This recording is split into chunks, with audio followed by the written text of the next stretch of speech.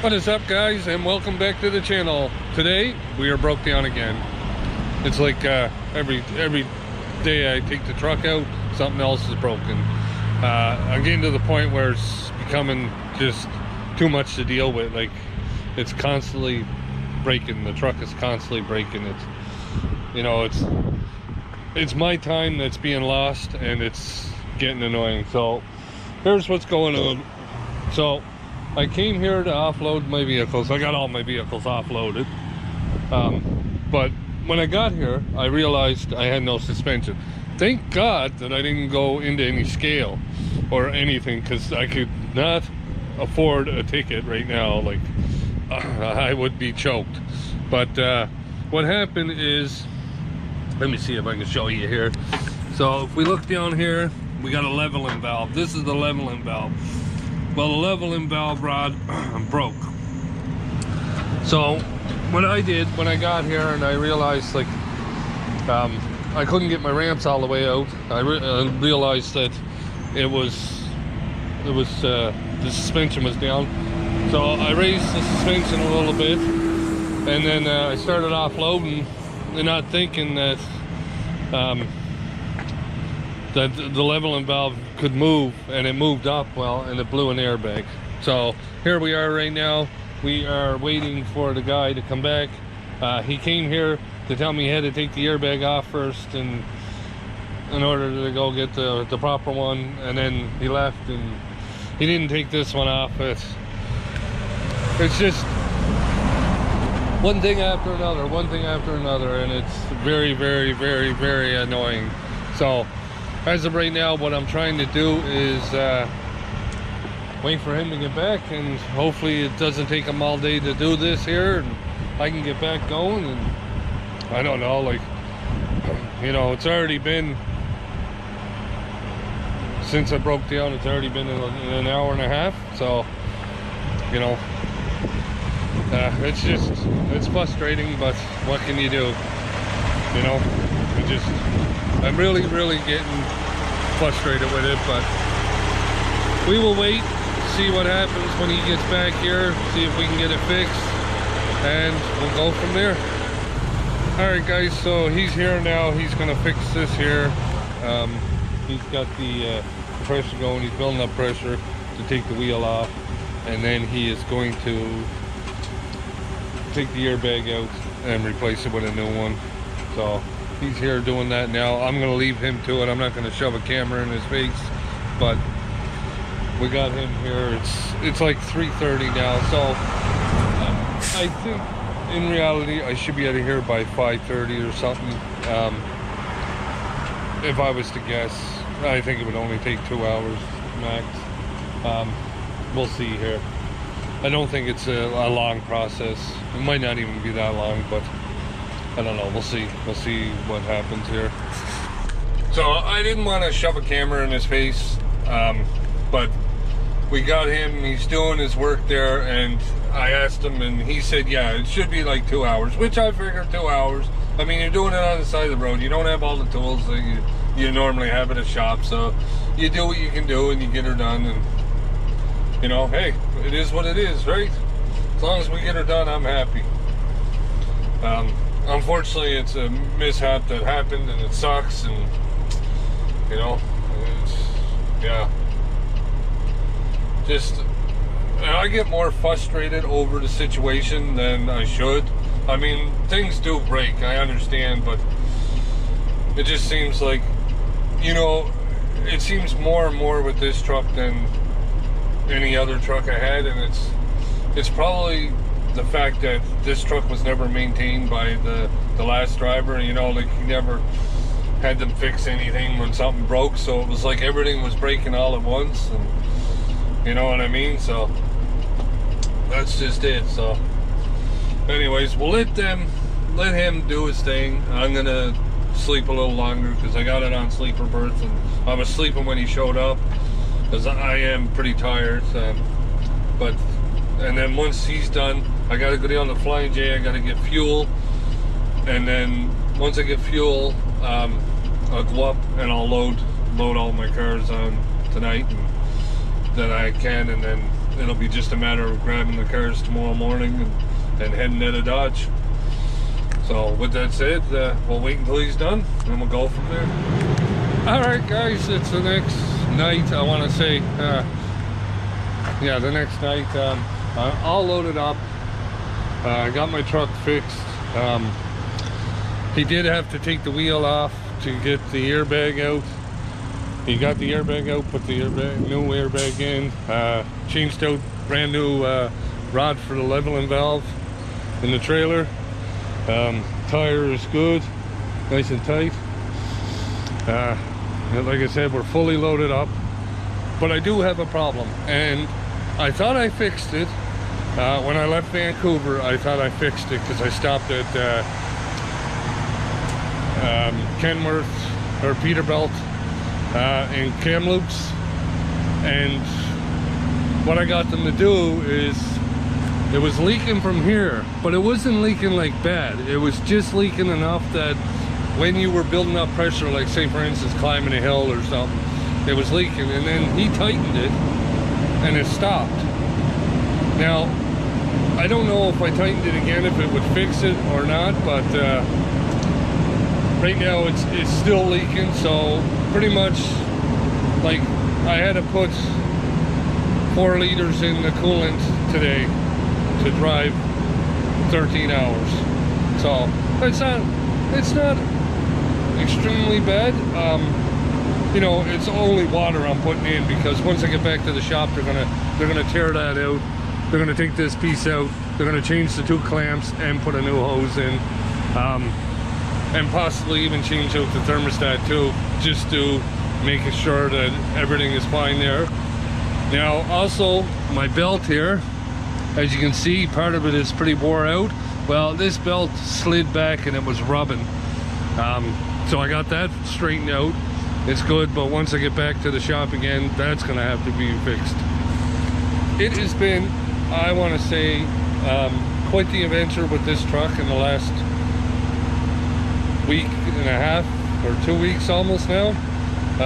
Me being on the road, it's just, you know, let's put it this way, it hasn't left me stranded on the road, and I want to knock on wood right now, because, you know, I jinxed myself, but it has been good so far. So I just filled up the coolant back up, and I'm done for today, so I'm gonna shut her down. It's not gonna lose any coolant overnight just sitting here, at least I don't believe so. I'm not gonna have it on, so hopefully it won't. And tomorrow we'll get back on the road, and I'm trying to stay away from that guy because he's got his truck going and the AC's on and it's just loud as frig. But I'm gonna try tomorrow to make it almost to Calgary. I know I'm not gonna make it all the way. It's a guaranteed. I'm from here to Calgary, I'm like 14 hours. So, you know, if I make it to let's say Brooks, Alberta, I don't know if you know where that is, but if you look on the map of Calgary, Alberta, and you look just east of Calgary, you'll see Brooks. It's on Highway 1. I'm thinking I should be able to make it to there, and then I will wake up and I'll go in early in the morning. I got this car here, and this car here are going to a dealership. This car is going to Edmonton, but because this car is such a low performance car, I don't want to be driving it up here. I don't want to be putting it up there. So my plan is I think this Toyota RAV4 is going to the shop. So what my plan is I'm probably gonna swing to the shop first. I will drop this here and come back for it after I deliver everything else, because I won't have to move the Toyota until last. So that's fine. I see I got a strap up there that's loose. I'll have to fix that up right quick. But, and then I'll just, when I drop the Toyota off, I'll pick this back up. That way I don't damage it, because it's so low and everything to the ground. Like, I know right now going and putting it up there, it's gonna scrape, and that'll be that, right? And I don't want that to happen. So best thing to do is just do that, and everybody will be happy.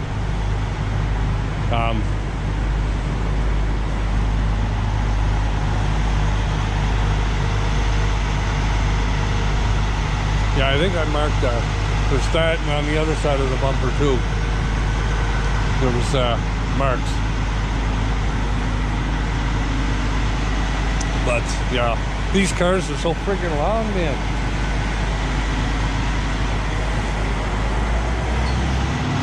These Toyotas, and I don't remember a Corolla ever being that long. A Toyota Corolla used to be a small, compact little sedan. Now they're these massive, they're full-size sedans. But anyways, and then what's that? That's the Honda Civic up there, right? Yeah. So these four cars, this one, and the one at the back are going to one dealership. So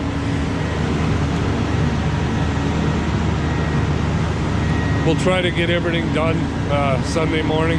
I gotta call the guy that's taking this Mercedes. I gotta call him before I can deliver it, because he has a spot where we drop it off and then he picks it up there and picks up the keys at the same time. So I'll have to find out from him what the plan is there. But with that said, I'm gonna get out of here for the night, and we'll catch you guys probably when I start offloading these. And it's gonna be early in the morning when I start offloading them, so excuse me if the brightness is not there, because I want to get home, right? I've been on the road 2 weeks now, so we'll call her that. We'll see you tomorrow. And I figured before I actually let you go there, I forgot to mention we had work done to the front end of this truck. We had an alignment done. We had the steering box replaced, and the power steering pump. We had it all replaced, the steering box, power steering pump, and an alignment done on the truck. And it is working way better. My control is way better. I have no issue with steering anymore. Thank God. I'm so glad that I got that fixed, because it was terrifying. It was terrifying. Like literally, I'd be going down a hill, going to the left, and I'd be steering to the left, and it would keep going straight. Like, it had me terrified. And I told my boss that. I said, this truck is a death trap the way it is. So we got that fixed, and I'm so grateful that that is fixed. Everything seems to be working great now, besides this little hiccup with the coolant. And from what I understand, we had the valve cover gasket just done, and I think when they put that hose back on, they didn't clean the area, and it probably got some debris around the hose, and it's not seating right, and that's what's causing it to leak. So I think if they clean it up, they change out the hose, they put new clamps on it, I won't have no issues. So anyways, we'll catch you tomorrow.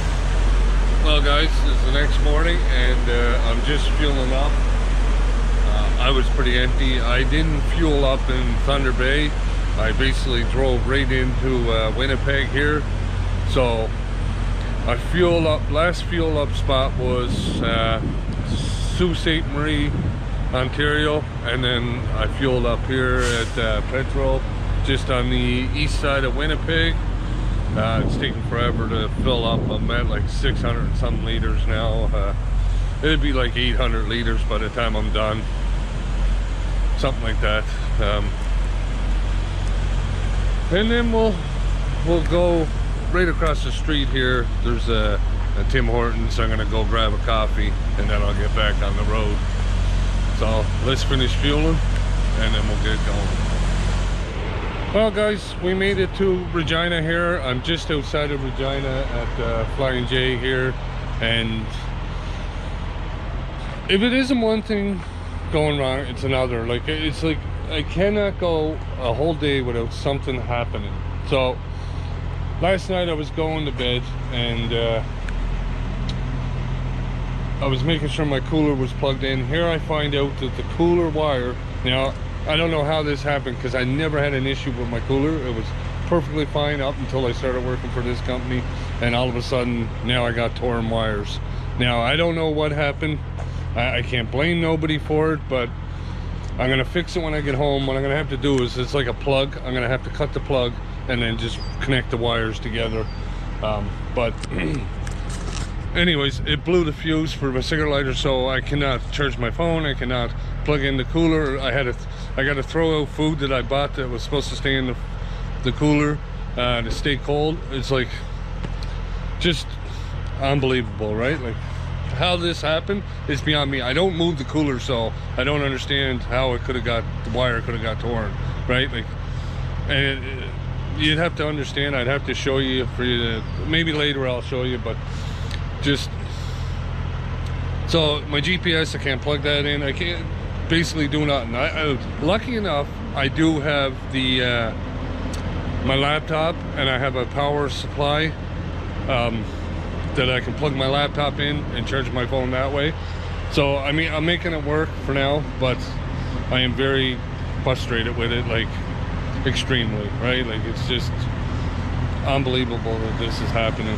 But anyways, like I said, I just got a shower. I'm gonna fuel up here, and then my next stop will probably, I don't even need to fuel up, to be honest. I could just go and hit Winnipeg and fuel up, but I'm right here. I might as well fuel up now, and then tomorrow after I deliver everything, I can fuel up again.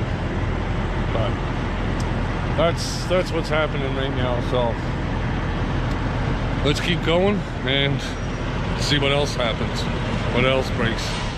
All right, so I figured, you know what, I might as well, that way I'm not keeping you in the loop and everything. I might as well show you. Okay, my cooler basically sits here. It doesn't move. There's the cord going there. It goes over there. There's the subs I have to throw out because they're, you know, they just overheated. I had to take my bars out of there because I didn't want them to melt in the cooler. Let's move my laptop out of the way for a sec. And let's pull that up here. And I'm just gonna show you, okay? So if we pull my cooler sideways, here's the plug.